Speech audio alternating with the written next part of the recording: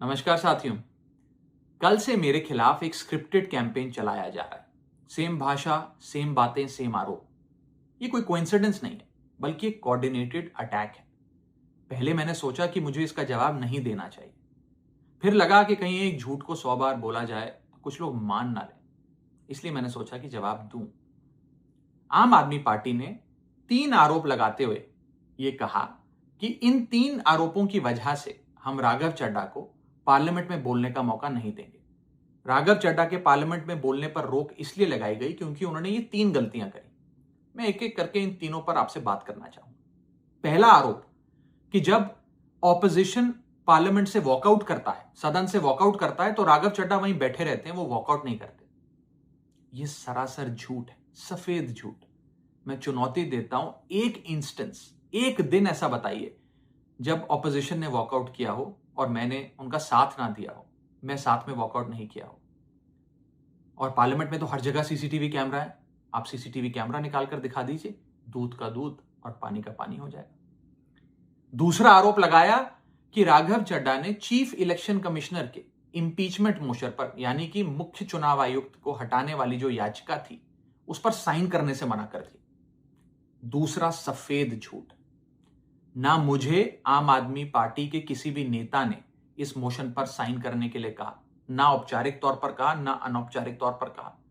और आम आदमी पार्टी के राज्यसभा में कुल 10 सांसद हैं, जिनमें से 6 या 7 सांसदों ने इस मोशन पर खुद ही साइन नहीं किया। तो भला इसमें मेरी क्या गलती? खाली सारा दोष मुझ पर ही क्यों मढ़ा जा रहा है?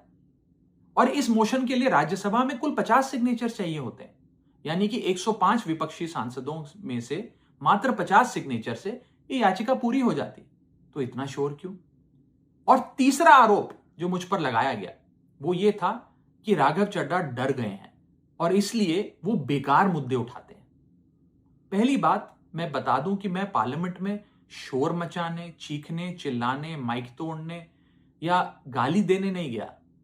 मैं वहां पर जनता के मुद्दे उठाने गया हूं, लोगों की बात करने गया हूं।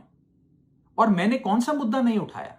मैंने जीएसटी से लेकर इनकम टैक्स की बात करी, पंजाब के पानी से लेकर दिल्ली की हवा का मुद्दा उठाया, हमारे सरकारी स्कूलों की हालत से लेकर कैसे पब्लिक हेल्थ केयर इंस्टीट्यूशंस को मजबूत किया जाए, इंडियन रेलवेज में जो पैसेंजर्स ट्रैवल करते हैं उनकी समस्याएं रखी, यहां तक कि मेंस्ट्रुअल हेल्थ, एक ऐसा मुद्दा जिसके बारे में लोग बात करने से कतराते हैं, वो बातें तक रखी। बेरोजगारी से लेकर महंगाई तक तमाम मुद्दे उठाए। आप मेरे 4 साल का पार्लियामेंट का ट्रैक रिकॉर्ड उठाकर देख लीजिए।